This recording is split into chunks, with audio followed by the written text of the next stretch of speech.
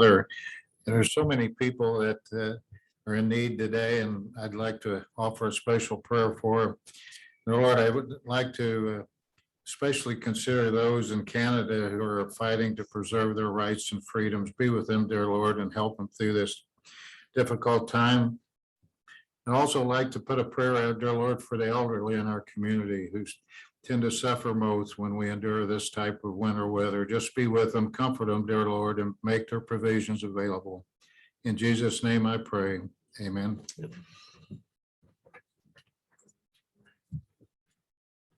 I pledge allegiance to the flag of the United States of America and to the republic for which it stands, one nation under God, indivisible, with liberty and justice for all.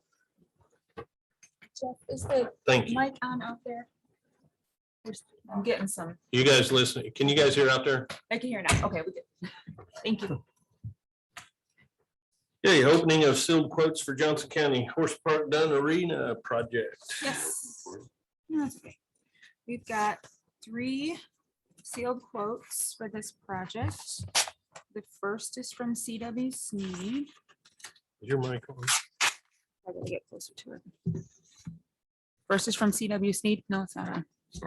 The red light's on.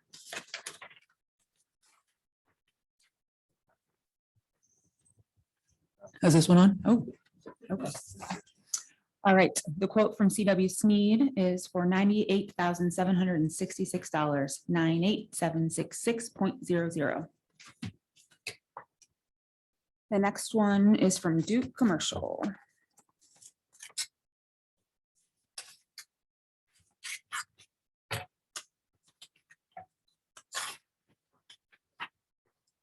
Duke's quote is for $140,000, 140,000.00.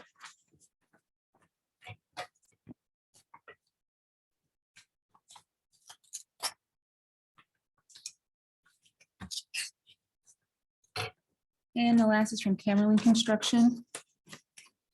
If I repeat that, oh, Camerling. Kimberly, Camerling's bid is for $171,250, 171,250.00. And it looks like Brad and Kevin are here if you want to have them take these back and give you a recommendation at your next meeting. if you would, gentlemen, if you'll take those back, go over them, and then maybe even get with me a little bit, and let's kind of make sure we got everything we're supposed to have there, if you guys don't mind. And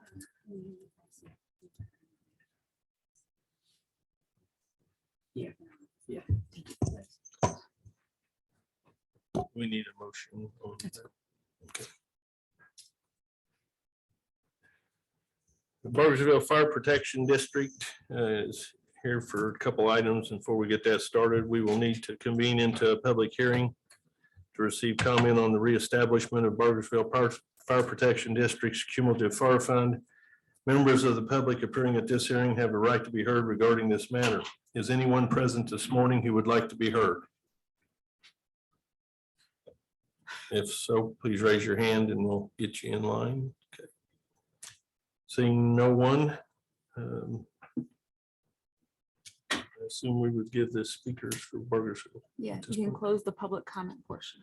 And we will close the public comment portion. Thank you. Thank you. Got to keep me in line. There's a lot of reading right It's a here. lot on there. Okay, need to please state your name, spell your name, and give the address of residence. Well, not for you, just that your chief. Yes. We don't even know. where Hey, they good morning. For the record, Eric Funkhauser. It's ERIC. Last name is FUNKHOUSER. I would have never spelled that correctly. Don't worry, there's plenty to do. So, Hi, chief. hey, good morning. How's everybody doing? Good, All right. sir. How are you? All right. Just to make sure that I'm going in the right order today, would you prefer that I stick with the petition to increase the max property tax levy to start with in A? And Yes, then we sir. go to the cap cum second. Okay. So basically, just to give you a little bit of backstory on why we're here today for Part A. Part A is the petition to increase the maximum property tax levy. House Bill 1065 in the 2020 session allowed fire protection districts to look back basically over a 10-year period on the growth of their area. And the growth was based off of a population levy appeal. So we waited for the census to be completed, and with the numbers that we currently have right now, what the bill allows is basically a 15-cent increase, max increase based off of the population increase that you're seeing in your area. The percentage increase that we've seen in the last 10 years is 21% roughly, going back 10 years for the town of Bargersville and for the fire protection district, which allows us to qualify for just under the max levy appeal that's being offered through the state, that was offered through that House bill that came out. It's in the IC code now. So there's a lot of different steps that we have to go through to be able to look at that and see if that's an opportunity for us. So one, we've run the numbers, we do qualify. Step one, according to state statute, is we need to talk to the legislative body of the council or the county and get basically an approval letter. And that's what I'm here for today, is to ask for the first step in this process. Step one is we're asking for a letter basically in support of us moving forward and engaging the DLGF and having that next conversation with them to see exactly what we qualify for. We've run the calculations, we've done the worksheets, everything's ready to go, but our next step is to go to the DLGF before April 1st of this year to have that up there. So the second step, once that goes to the DLGF, they tell us what we qualify for, make sure that we're on the same page, and then it gets built into the budget going into the fall budget cycle.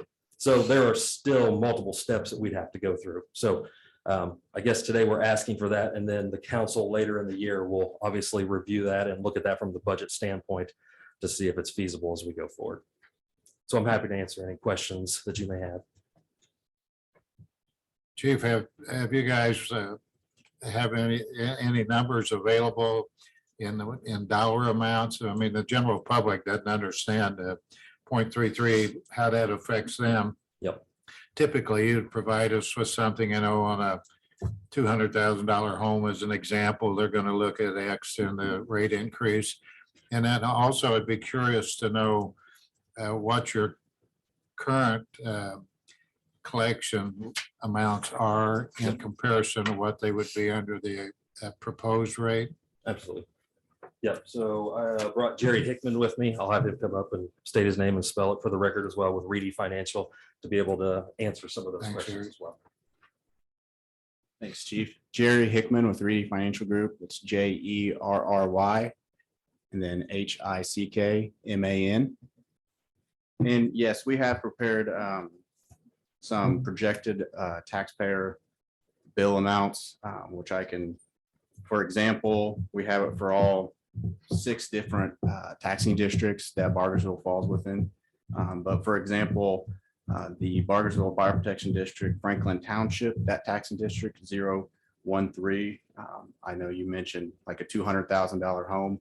Just to give you an idea, just because of the way circuit breaker works and with the way tax rates are currently, as far as residential, any homes, anything that's over roughly $137,000 won't have an impact due to this increase because of circuit breaker, meaning those homes are already at the max and they would not pay any additional taxes. Now, 2%, same deal there for the same taxing district, because that current taxing district rate is over $2. They're already at the tax cap. So, farmland, anything like that, rentals, there would not be any tax increase there. As far as commercial for this particular taxing district, there would be a slight increase because the current tax rate is under $3. So for example, a $200,000 commercial property would, the increase for this particular taxing district would be approximately $291 annually for the entire year. And we have this broken down every single taxing district, which I mean, we can provide that, send that to you guys and let you guys see that. Yeah. Instead of you guys probably don't want me to go over every single thing in here, but that gives you an idea. So if any increase, it's going to be on those 3% properties, those commercial, mainly because of tax caps within the way the current structure is. As far as revenue side of things goes, as far as if you would take the full tax rate amount. It looks like approximately it's going to be right around 1.9 million, but that's the full amount.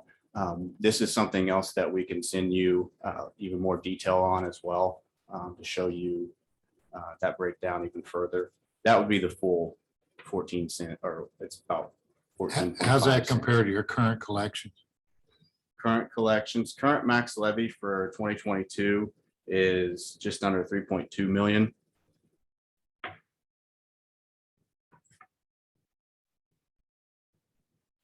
Yeah, and just to speak a little bit more on the collections that he's talking about right there, but as we go forward with this, if this is something that the DLGF approves and says that you can, look at this into the budget season, we're still trying to decide where we go from here moving forward, of how much of that, whether it be a 1 year thing that we add in, whether we could do it over 2 years. Those are things that we're still looking at currently based off of our growth. I mean, we're seeing right now roughly 8 to 11% growth in our assessed value on a yearly basis. I mean, we're pushing 1.2 billion right now, going up to 1.3 billion here soon. So we've been seeing very large jumps in growth on a yearly basis, probably for the last 4 years, basically.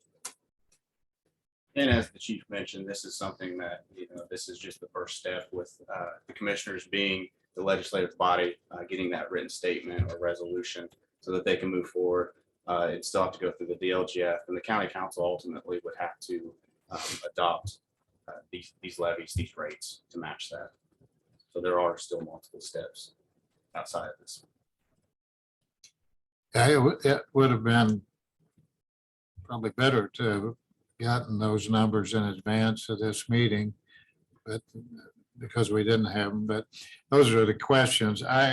If you could provide those later, I would appreciate it. On the property caps issue,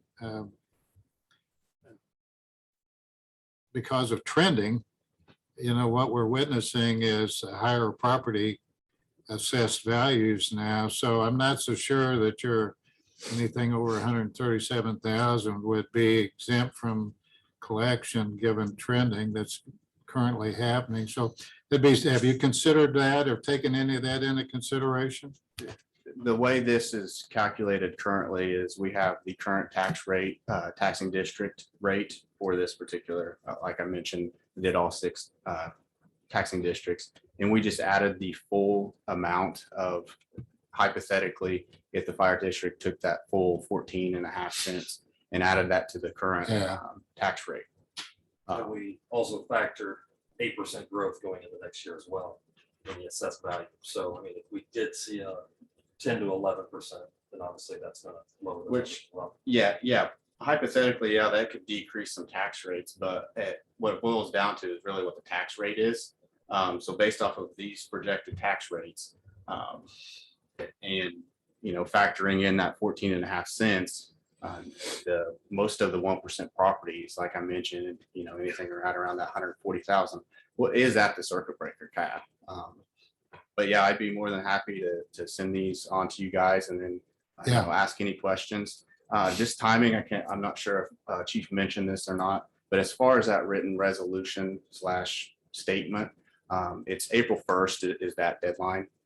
So there is still a little bit more time if you guys, want to look at these details and ask questions. But yeah, this is just the first step in the process. There's multiple other I steps. understand. Thank you.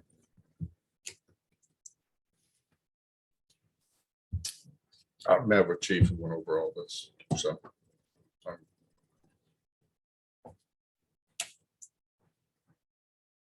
I would move to approve, just to push it on DLGF. I'll second. And ultimately, the DLGF's going to control the outcome anyway. That's, I mean, we're just one piece of the puzzle. Have a motion and a second to approve as discussed. Any further discussion? The only thing I would say, if you can provide that information to all 3 of us. All those in favor signify by saying aye. Aye. Opposed? Motion carries. Thank you, Very gentlemen. much. All right, second part of the agenda today is we're here to discuss the reestablishment of the cumulative fire fund, which I believe there's 2 parts to this today. one, I'll explain the numbers to you, and then the public hearing, and then I guess it's up to the commissioners if you'd want to suspend the rules to be able to read it twice today. But what we're looking at, and I'll have Jerry answer any, I guess, financial questions as well. But basically, we're looking at reestablishing our cap cum fund to the max levy. It's currently at 0.0322. Is that correct? 0.0312. Okay, 0.0312, and we're asking to reestablish that number back to 0.0333 at the max levy. He does have some impacts on those, which are very, very minimal. If you want him to answer any questions on that, we'd be happy to, but most of the taxing districts for the homeowners you're seeing, is basically $1.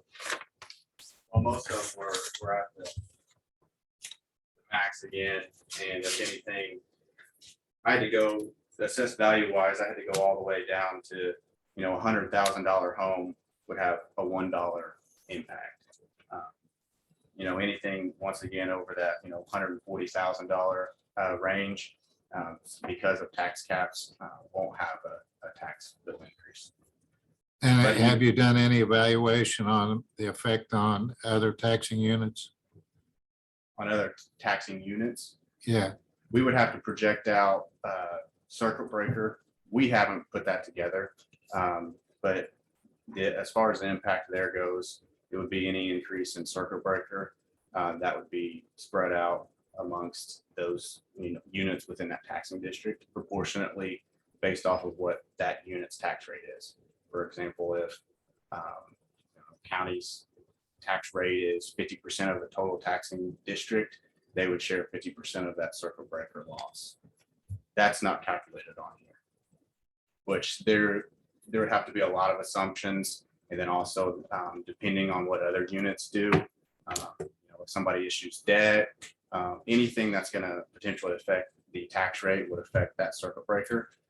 So there's a lot of moving parts on that, but that's not calculated in here. This is just solely the taxpayer side of things.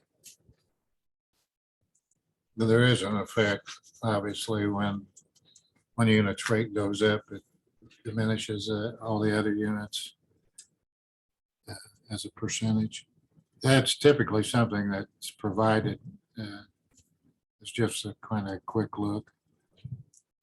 Yeah, as far as the cum fire, because it's such a low tax rate increase, it's going to be minimal, Yeah, especially when we're looking at, not much of an impact on the taxpayer side too. I mean, as far as the increase in circuit breaker, but because that tax rate's so small, it would be minimal. yeah. All right, thank you.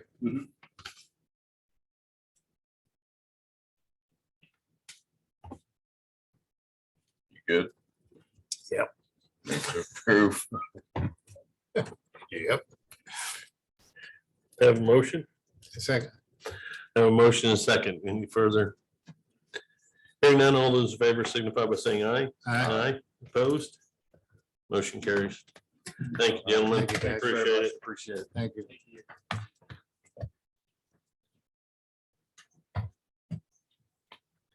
Anything else we need to do? Sort of public. No, I think We good? You need to you close had the your meeting. public hearing. Does the meeting needs to be publicly closed? It already has. We're good. It is. Clerk approval of imaging office systems, Inc., hardware maintenance support for Scan Pro. Move to approve. Second. I have a motion and a second. That's why I was shaking my head. We're good. All those in favor signify by saying aye. Aye. Opposed? Motion carries. Thank you, ladies. Thanks for walking over. I know it's cold out. Got your steps in though, right? Prosecutor approval of cooperative agreement renewal senior prosecutor hub grants. Move to approve. Second. Have a motion and a second. Any further? Hearing none, all those in favor signify by saying aye. Aye. Aye. Aye. Opposed? Motion carries. Thank you, Mr. Prosecutor, for Joe. being here. Animal control approval to apply for Banfield Veterinary Medical Equipment Grant, which I'm bringing And let Emily do this. it forward for the animal shelter. How you doing? I'm here representing the animal shelter. So we're going to turn in an application, Banfield Veterinary Hey, Medical Emily. Equipment. You probably need to state your name. Oh, sorry. And pull the microphone We a know. little closer. Hey, Emily, Uh, pull the microphone a little closer, you got please. Hanny? Is Yeah, this better? yeah, thank you. Okay. Emily Conwell, grants administrator. We'll get you through it. Thanks, first time. All right, so it is the Banfield Veterinary Medical Equipment Grant. They are asking for 5 items, which total a little over $10,000. It's a floor scale. Right now, they do have a floor scale, but it's pretty much not functioning at this point. They're asking for an ultrasound scanner. They don't have one right now. They cannot perform any ultrasounds on any animals that come in right now. Same for an X-ray unit. They do not have an X-ray unit. They cannot tell if an injured animal has any broken bones. Another one is, these are grooming tools, but they're kind of on the edge of medical need. One is an arm clamp, which means it clamps to the exam table and helps hold the animal down so the animal doesn't fall and potentially injure any of the people that are examining the animal. They are also asking for clippers.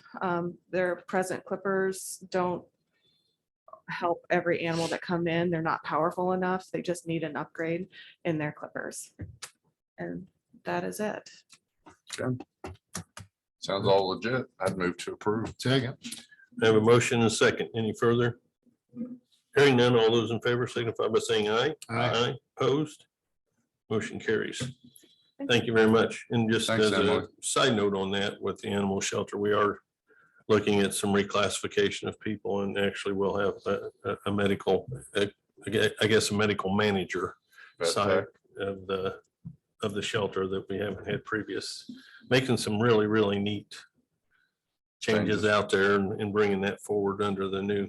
I knew we The were new close leadership to out maybe there, bringing so. one on because we do a lot of outside Yes. veterinary care there So, that we pay for. I think it'll be a big plus for our shelter. So sorry about that. That's okay. We got a lot of stuff going. Health department. Betsy Swearingen, Director of the Health Department.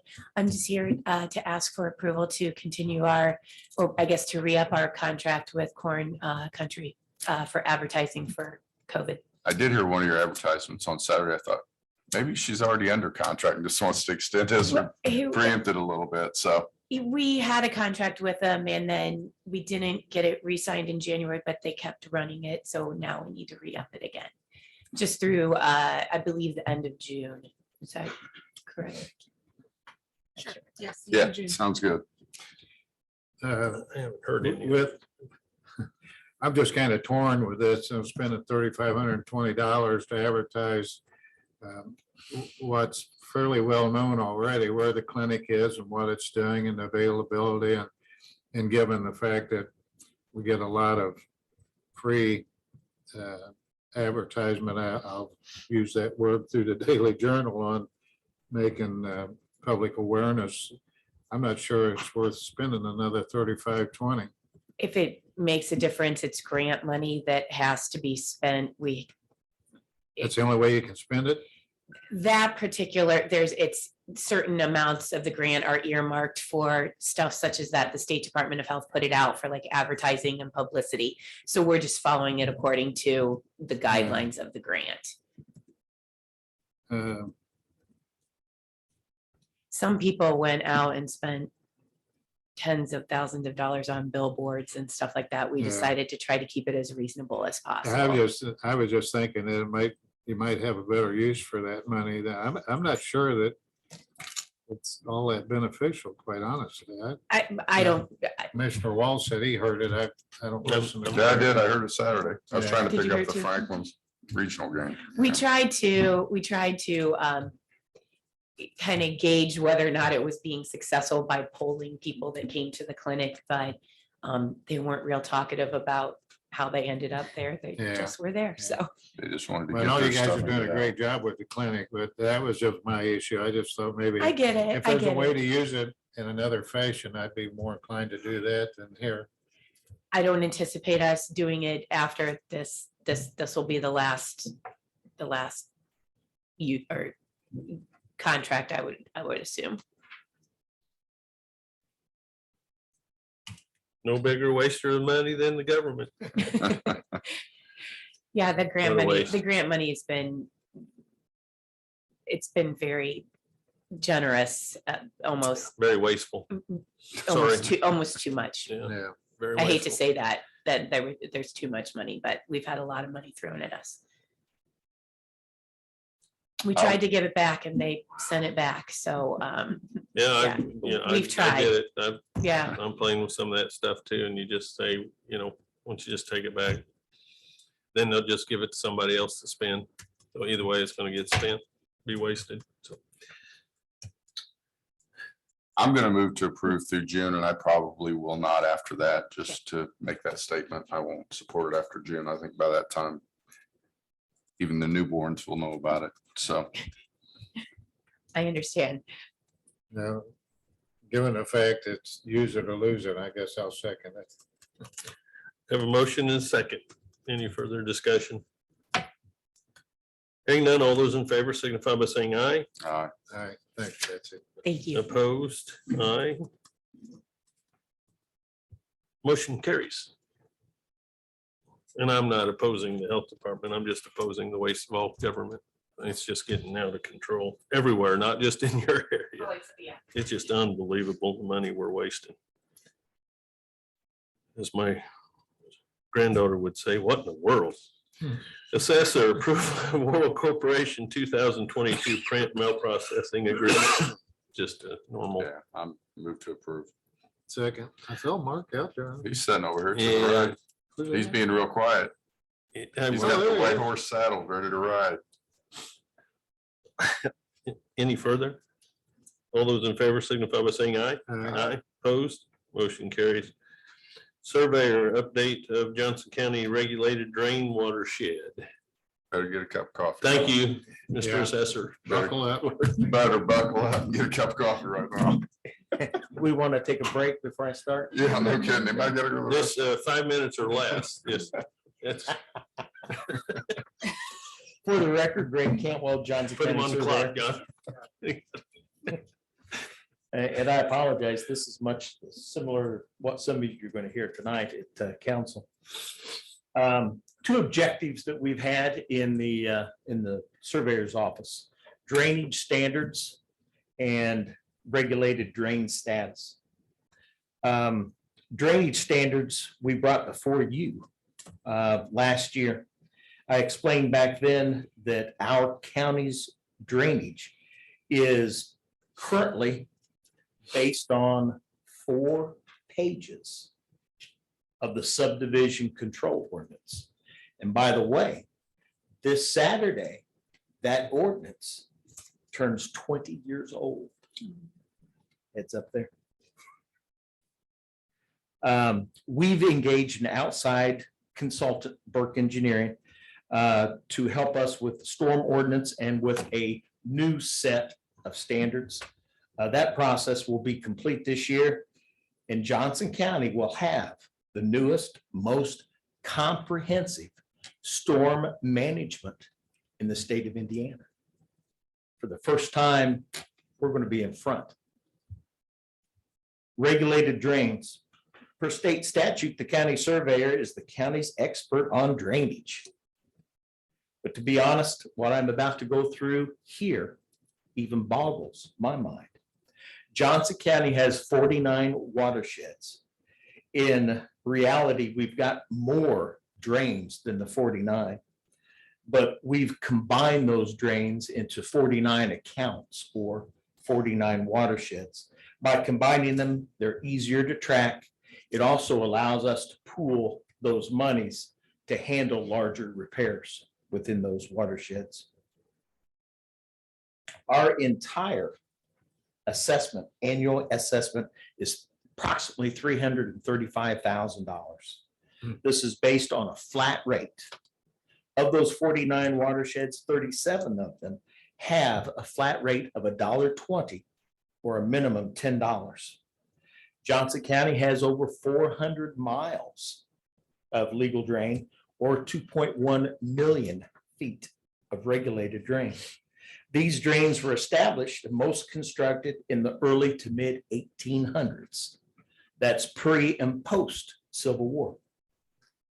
What brings me before you are that these drains were not designed. Many of them were hand dug and for the sole purpose of farming, crop production. As growth and development of the county has shifted from primarily the northwest to now central and east, the east corridor development has focused in the area that contain our regulated drains. In fact, millions and millions of square foot of hard impervious surface have been placed within these watersheds. Watersheds and drains that originally were hand dug to handle crop production, not development, and certainly not development on the scale that we're seeing today. So what are we going to do? Our plan, Johnson County has, again, 49 watersheds. These watersheds are combined drains, tiles, ditches, creeks, and subsurface. These watersheds were established and are regulated by state statute, maintained by the county surveyor and the county drainage board. As the majority of these drains are classified as rural, with only a handful of these drains recently being classified as urban. They are now changing from rural, residential into commercial and industrial use. County surveyor states that the Johnson County watershed maps and the maintenance fees and assessments are out of date and do not address the current needs, capacity of the drains. Johnson County surveyor proposes all Johnson County watershed maps along with their classifications be updated. That when the maps are updated and the beneficiaries are known, again, the beneficiaries are those people within those watersheds, that a new conceptual assessment be developed and assessments change for those drains. Doing this in 5 phases. 1, update the watershed maps. 2, come up with new assessments. 3, which is actually part of 2, but it's so significant that we've made it 3. That is hearings for assessments. 4, preliminary studies of those ditches. And 5, physical reconstruction. In updating the maps, what we're going to do is, right now we're working with 1980s paper maps. And believe it or not, there's been some development since 1980. And what we're going to do is work with an outside consultant to redraw those maps, find out who is within that watershed, and make sure they get assessed at the current rates. Once we get them assessed at the current rates, and this will include parcels that aren't currently being assessed, whether they be non-for-profit parcels or whether they be municipal parcels, even railroads aren't being assessed. We're going to capture those. Next will be reassessment. We're going to look at the use of that ditch. What are the needs for the maintenance now and in the future? And come up with new assessment. Again, we'll have an outside consultant on this also. But they're basically, you can assess, right now we're a flat rate in our assessments of the 120. Some counties do that across the board. Shelby County has a $5 flat rate, minimum 50. There are some counties that have flat rates for residential, agricultural, commercial, industrial. That makes it a little more fair because the higher users are getting a bigger portion. The highest and best, most fair way of doing it is by use. Hamilton County, Hancock County, City of Greenwood, Stormwater Utility, they base it on square footage. Those that are benefiting most from that drain are paying the biggest price. But square footage, you mean acreage? Hard surface. Because So I think Greenwood does it. they on do that with their acreage. stormwater utility, yeah. Yeah, Basically, they're looking at rooftops, sidewalks, parking. If it sheds water, they're looking at that as use within that watershed. You can do within the different watersheds a combination of any of these. So this portion is still kind of fluid as to how we're going to address these assessments. But again, we'll walk that through with a consultant. The third phase, which is actually part of 2, but it's so significant, is the hearings for reassessment. There'll be 49 hearings. You're going to have 2 of my best examples. There's a warehouse there in Greenwood. They leave a package almost daily on my front porch.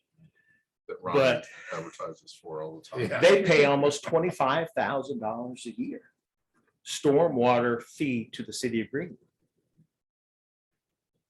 That pipe runs across the road and empties directly into the legal drain. They pay the county $360 a year.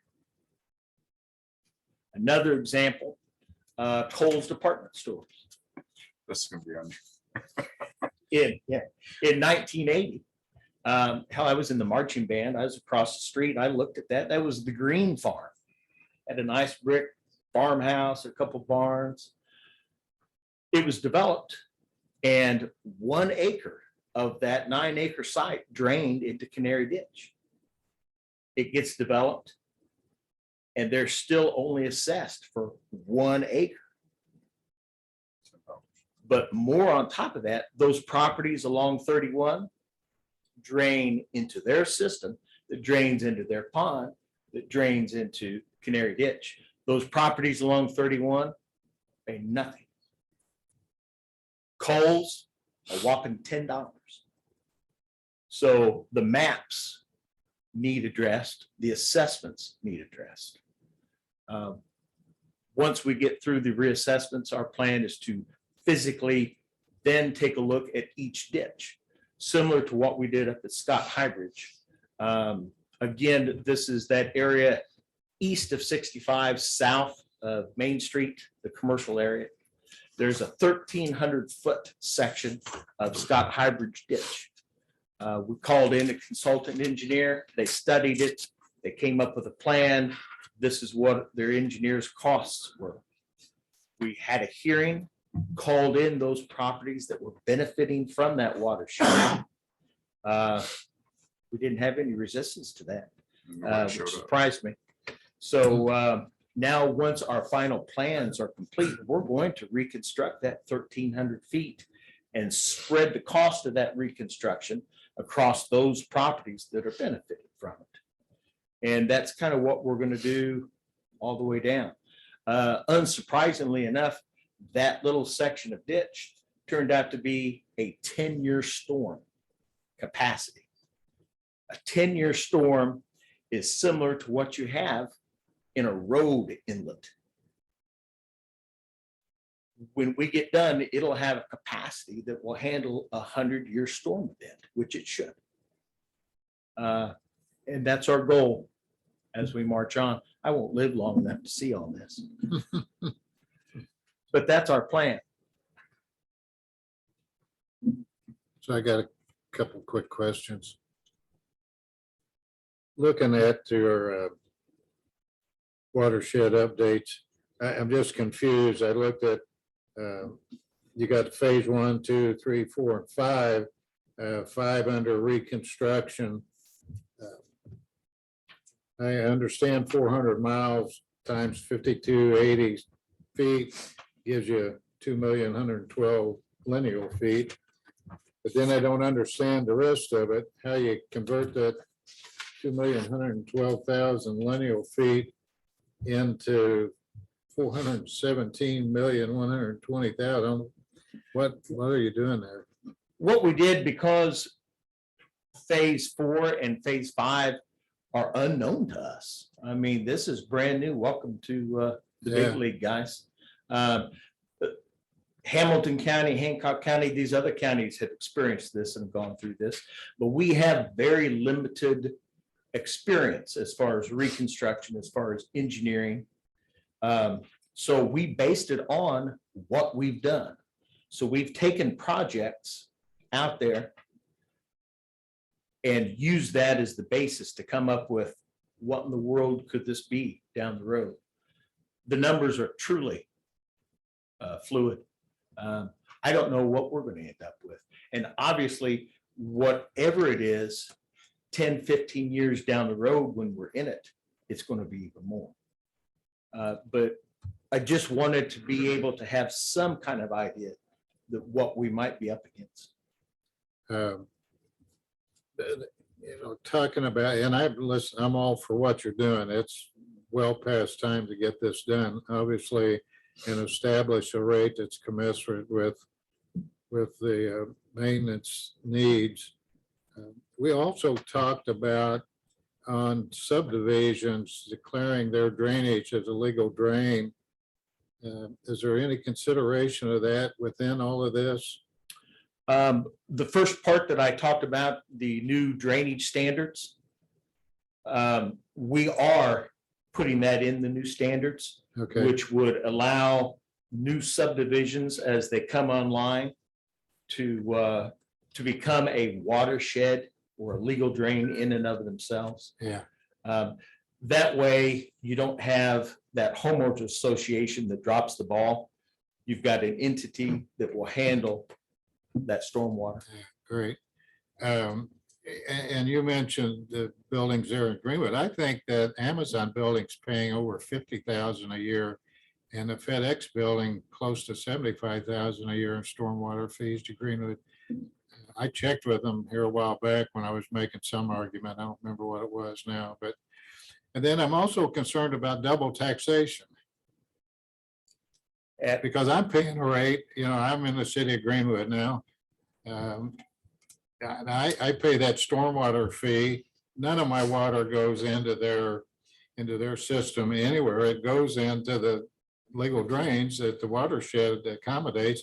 And I was paying $100 and some a year for the two watersheds there, or legal drains that I was subject to. So I just wonder if we got a case for double taxation there. When we get to that point, and that point will be within that phase 2, it will have to be a negotiation, a cooperation between municipalities like Greenwood, Yeah, Bargersville, Franklin, Whiteland, because they have stormwater utilities and people are currently paying fees. So it's going to be, obviously, we can't hit Amazon with another 50,000 a year. right. Right. So it's going to have to be some kind of negotiation between municipality and the county. And then, of course, I'm sure you'll have to have a separate rate for agricultural versus commercial or industrial and residential, That's given the fair- fact that the non-pervious areas, you don't accumulate as much runoff. That's So, the fairest way to do yeah, it. I like what you're doing. It's well past the point of, should have been done a long time ago, or at least incrementally as we go forward. So I hope you live long enough to implement all this. That's my hope now. I'll get it started. It's been a long road, I know already. Yeah. That's all I have. I still don't know how you got to that 417,120,000. I'll get with you later. You can map that out for me. We'll do it. Thank you. Thank you, Mr. Surveyor. Yeah, You'll get that again tonight, John. you get a I'll double probably be dose, standing buddy. beside him too. He's gonna give you the full version tonight. Yeah, We just got a synopsis here today. planning and zoning, approval of ordinance 2022-Z-1. Good morning, Michelle Hanser, Director of Planning and Zoning. The first ordinance I have is to rezone a particular property at 2881 South Old US 31 in Franklin. The applicant is Frank Woods. He was rezoning their property that's 1.5 acres from B1, which is neighborhood business, to R2, single family residential. This is kind of correcting those old business districts that we have that are actually not business districts. This property is currently residential. They want to expand their residential use and to either go about it, you can go one route or the other. They're seeking to rezone their property to R2 single family, so they continue to improve it and use it residentially. They got a favorable recommendation from the Plan Commission. Yeah, we went through that. I mean, it's obviously something that they thought years and years ago would maybe go commercial. So I would move to approve. Second. Have a motion and a second. Any further? Hearing none, all those in favor signify by saying aye. Aye. Opposed? Motion carries. Second, The second ordinance is to rezone lot 15 of the town of Needham from B1 neighborhood business to R1 single family residential. This property owner is owned by Dallas Teach. Same thing, town of Needham, since the early 60s, even probably past then, has always been zone business, but I don't think there is a single business in the town of Needham. So for him to improve onto this property as a residential use, he is seeking to rezone it from B1 to single family residential. Same The thing. Plan Commission gave it a favorable recommendation. Move to approve. Second. note of just clarification, is it going R1 or R2? This one is R1. Okay, because it says R2 on here on our notes. So Okay. just point of clarification. I have a motion and a second. Any further? Hearing none, all those in favor signify by saying aye. Aye. Opposed? Motion carries. Thank you. Thank you, Michelle. Thanks, Michelle. Now I would go get me a cup of coffee. Go ahead. I don't drink coffee. If you want, yeah, if you want some popcorn, coffee, now would be the time. I don't. You heard me know. put 5 minutes on the surveyor, right? That was more than 5 minutes. It was. I get at least. That was as your many 5 minutes- that I was get your as normal many 5 minutes as is he what that got, was. yes. Per line. Per line, yes, 7 minutes per item. It'd be Right. up there for 30 minutes. Luke Maston, Highway Supervisor, and no, it will not take that long. Thank you. sir. First Appreciate item that. is our request to attend Purdue Road School this year, March 15th and 16th. This would be for up to 3 employees to attend with up to 2 rooms. One change, I had originally identified this as a one-night stay. The County Highway Engineer and Supervisor meeting is on the 3rd day. So the highway engineer and I may stay for that. That would be 1 room for 2 nights. Understood. Move to approve. Second. I have a motion and a second. Any further? Hearing none, all those in favor signify by saying aye. Aye. Opposed? Motion carries. Next item is a recommendation to approve and execute our 2022-2023 bridge inspection contract with Butler, Fairman, and Seifert. This is for the standard federally required bridge inspections for all of our structures over 20 feet. One item of note here, the contract is a boilerplate agreement from NDOT, including the appendices. However, we are still waiting on NDOT's final approval of what is essentially their contract. So this is not ready to execute yet until we get that approval. Should be coming anytime. Move to approve. Second. Have a motion and a second. Any further? Hearing none, all those in favor signify by saying aye. Aye. Opposed? Motion carries. Number 3. Next item is request to approach council at their meeting this evening for several additional appropriations. The vast majority of these are reappropriating funds for construction projects that are currently underway in some phase. But there are quite a few of them listed. Move to approve. Second. Have a motion and a second. Any further? Hearing none, all those in favor signify by saying aye. Opposed? Motion carries. Number 4. Next item, we are requesting a bid date at your next meeting, February 28th at 10 a.m. as the due date for bids for our 2022 concrete street overlay project. This project was partially awarded community crossings funds in the application that was submitted last summer. One item of note here, if the bids do come in at that next meeting, we will most likely need to turn our contract into NDOT prior to your next meeting. So we would request either a special meeting or approval and execution of the contract with ratification at your first meeting in March. Move to approve. Second. Have a motion and a second. Any further? Hearing none, all those in favor signify by saying aye. Opposed? Motion carries. Do we need to set that special meeting at this That's point or? okay. I'd wait till the 28th, so you We'll can be able open to the do bids notice. and then we can Okay. figure it out.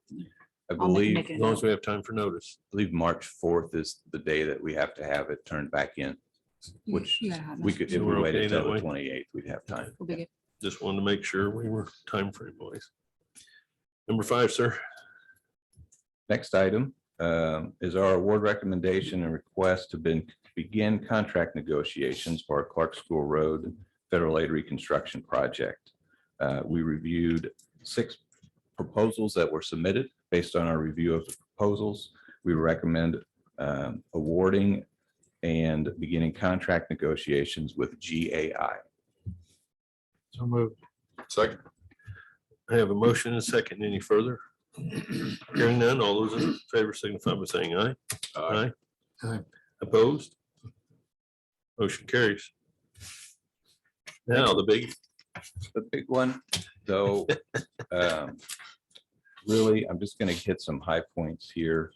I had hoped to have a more comprehensive report ready for discussion at today's meeting, but I'm not comfortable yet with what I have, but I can go over some of the high points in anticipation of providing that to you later. Essentially, this would be a compilation of a lot of different funding concerns or road construction concerns that discussions we've had over the last several years. First, the impact fee. We've been collecting fees since August of last year. Based on what we've received so far, we have enough revenue that we can go ahead and start design preliminary engineering on one of the projects. That would be the first project that was identified, the joint project selected between Bargersville and the county, which was the intersection at County Road 144 and Morgantown Road. So we have raised enough money, revenue, that I believe we could go ahead and get the design on that project started. We have been working to refine our cost estimates for road projects related to I-69. We all know and have discussed at length our concerns about the impact that the traffic flow changes due to I-69 will have on our local roads. In particular, we have a refined cost estimate of $55 million currently to widen Smith Valley Road to 4 lanes between Mullenix Road and either Reston Road or State Road 135. There's currently an NDOT project under design to redo the intersection at Smith Valley Road and 135. So our project would tie into what they're currently designing. That estimate does include a 20% contingency, but that is a pretty decent number at this point in time. When you start looking at the other projects that were identified as high priority projects in our I-69 corridor plan, overall, we are easily looking at over $100 million worth of road work if we were to make the improvements that were identified in the plan. Does that 100 million include the 55 million you estimated on Smith Valley? Yes, and I would say at 100 million is probably a little low. I mean, we're probably getting close to pushing the 130, 140 million. Now, keep in mind, those are preliminary estimates, a couple caveats. So once we actually get those projects under design, we get better estimates as we move through that process. Do you have Yeah. a list of those projects? They're the projects that were identified in the I-69 plan, but they would include that Smith Valley Road project. That would include finishing out the frontage roads on the east side of I-69, both north from Stones Crossing Road, and then making the connection between Smith Valley Road and Bluff Road. It would also include improvements to Morgantown Road, to County Road 144 as well. And the improvements on Morgantown Road, what were you speculating on there in the way of improvements? Early on, and what was reflected in the I-69 plan, based on the traffic modeling we were looking at, we were concerned that we might need to construct a 4-lane section, 2 lanes of traffic each direction. Given the right-of-way constraints and the more that we've gotten a little more in-depth look at that in our preliminary engineering scoping report, we're leaning towards like a 3-lane pavement section on Morgantown Road with a center turn lane. That will still be pretty tight to fit that pavement section in between some of the existing homes that are there. But our early concerns about a 4-lane or a 5-lane Morgantown Road section, the more we've looked at it, I think we can avoid that and hopefully avoid or lessen the impacts on a lot of the properties through there. So is your cost estimate at 3-lane Yes, in your 100 million? Yeah. Okay. minimum 100 million. Currently underway, we have quite a few federal aid federal aid construction projects that are in different phases. We have 5 federal aid bridge projects that are have at least started design. Some are all the way through and have begun construction. We have another 4 that are coming up that we've been awarded funding for. Most recently, we were awarded 2 federal aid bridge replacements through the Indianapolis MPO funding, shared funding pool, which included 2 of our highest priority bridges for replacement based on our inspection reports.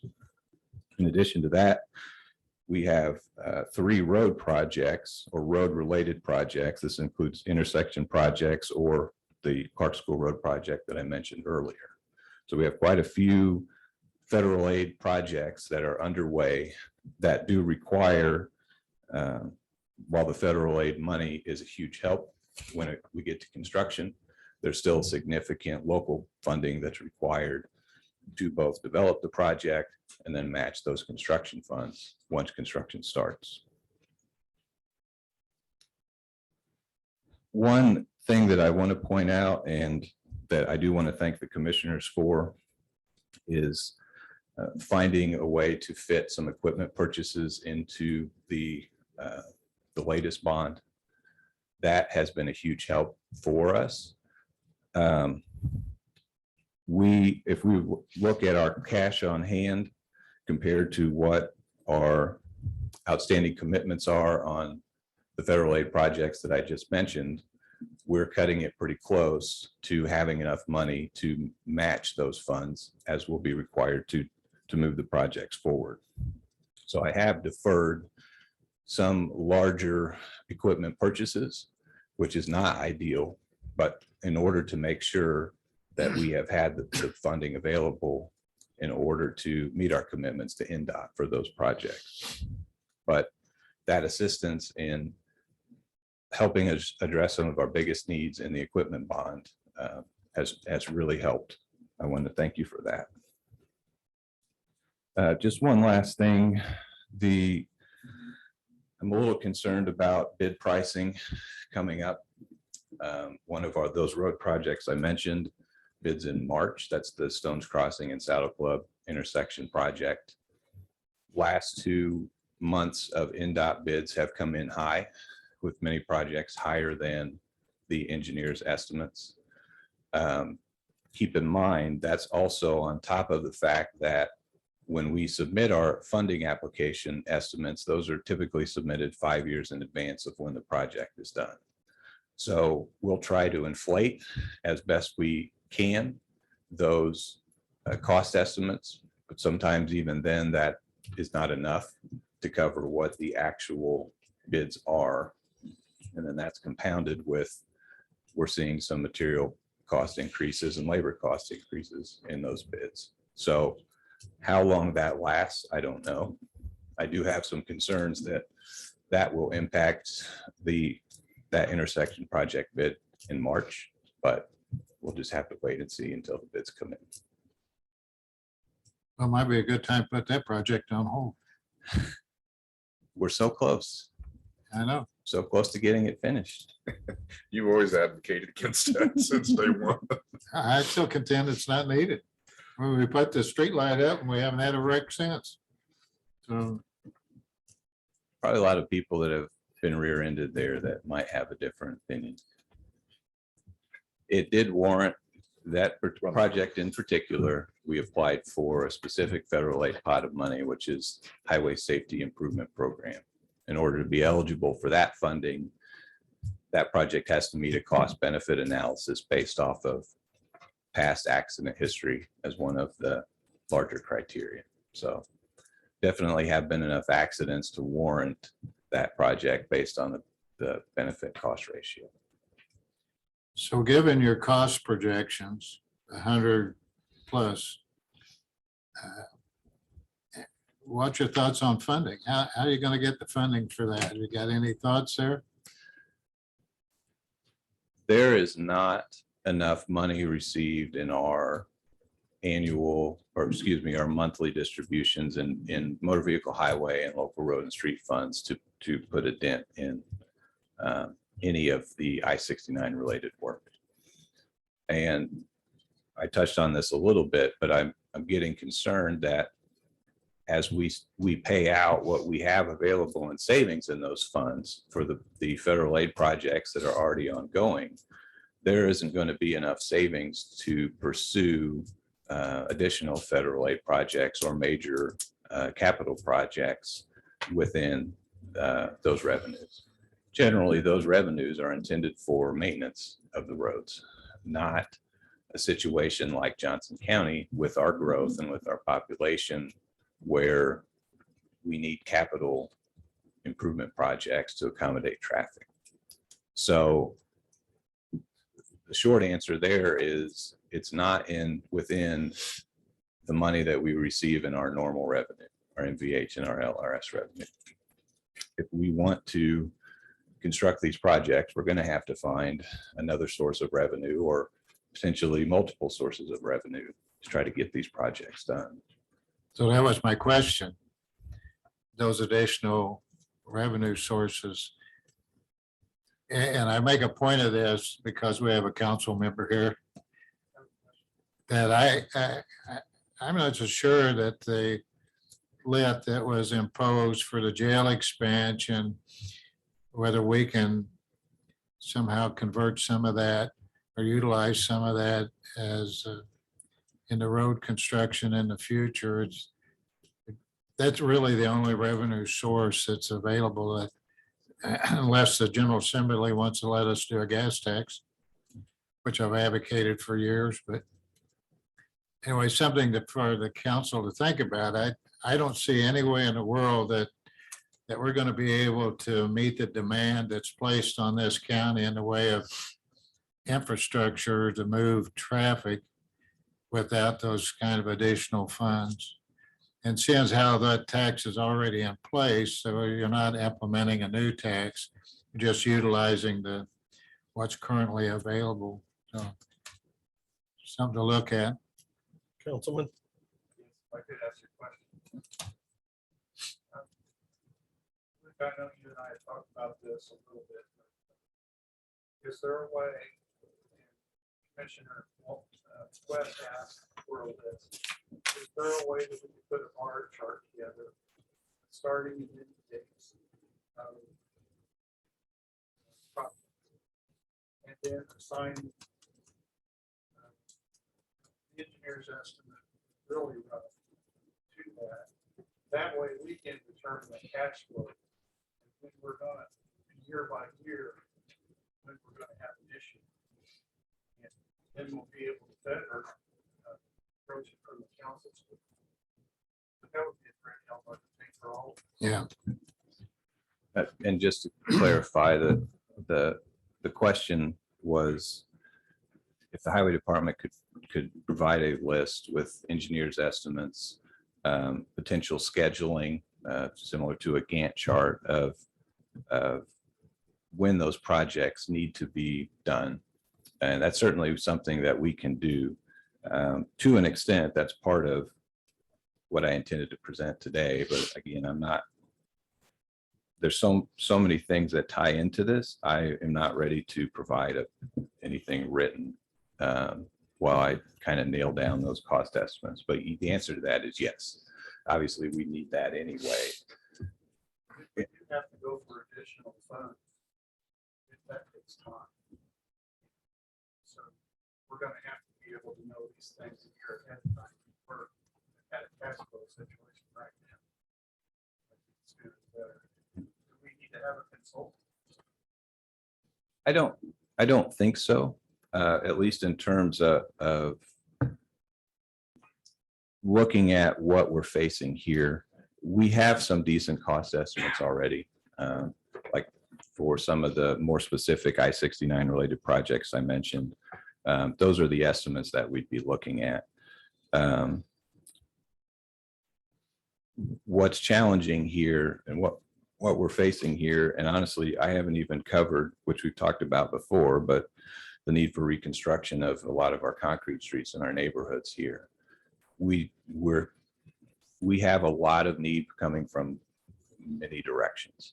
So trying to compile all of that and summarize all of that, I mean, that's where we are right now in a manner that we can all really wrap our hands around and try to come up with a solution. So that's what we'll have, the highway department will have for you very soon. I'd hope to have it today. I'm just not comfortable enough yet. I still want to do a little more work on it.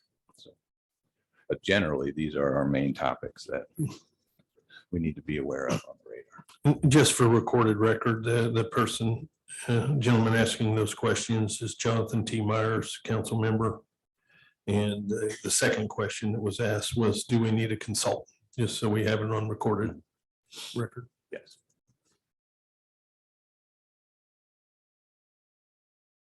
Thank you. So doom and gloom.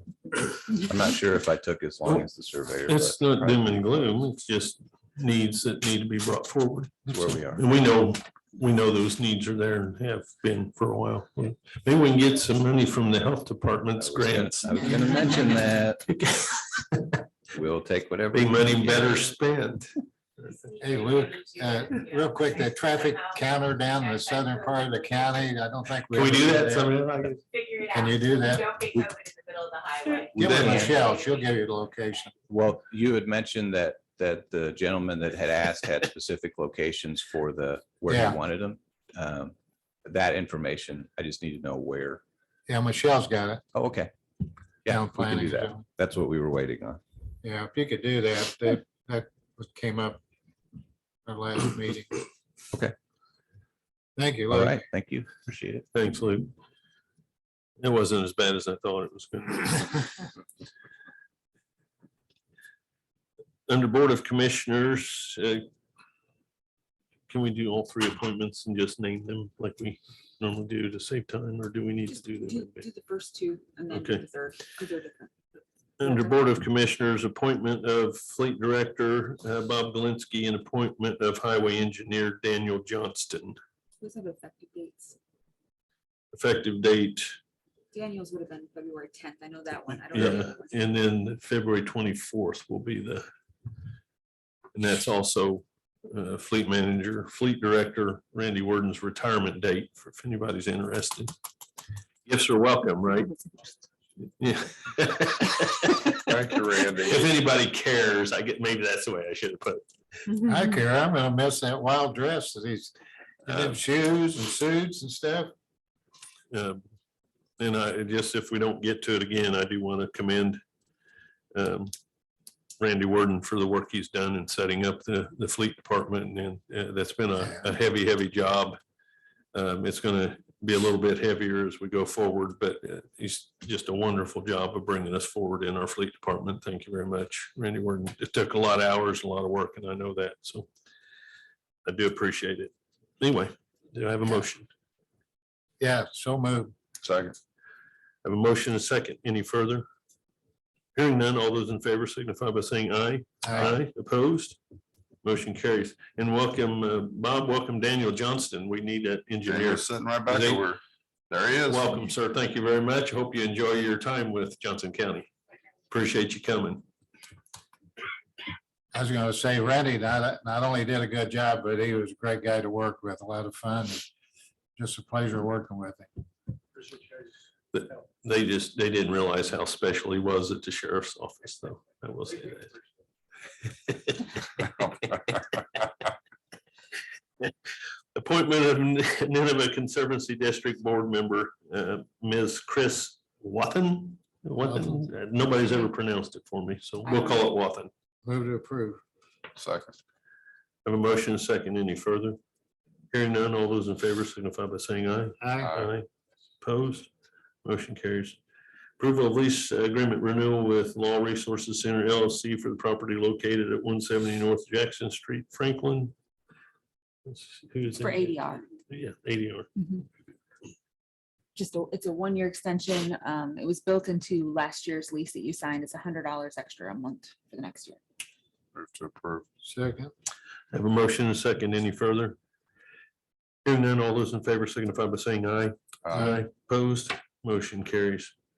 Resolution number 2022-R-2, recommending reestablishment of cumulative. Cumulative. I'll get that. I struggle with that word every single year. I need speech therapy. You got any grants for that?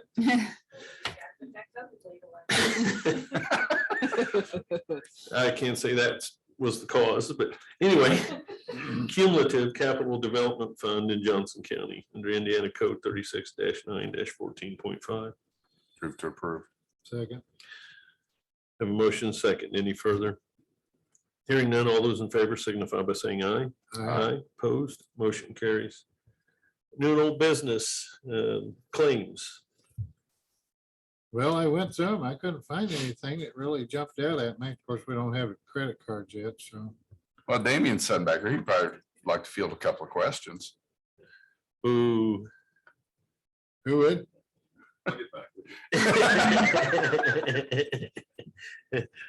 I tell you, I looked at the sheriff real hard, and of course, I'm not gonna bring up T-Shirt Express. Again, I said I'd never bring that up again or talk about T-Shirt Express and expenses there, but the sheriff did have one for $200, I think there, but I'm not gonna bring it up.